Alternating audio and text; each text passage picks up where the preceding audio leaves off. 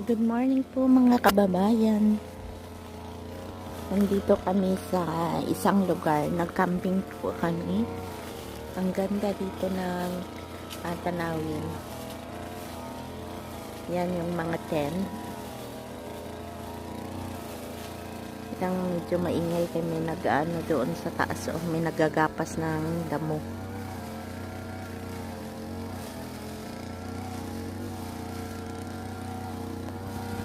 Ayan po yung mga tent, ang dami.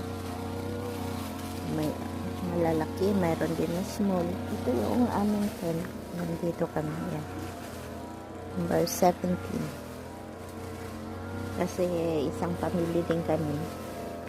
Yan, mayroon din pala sila swimming pool dito pag summer.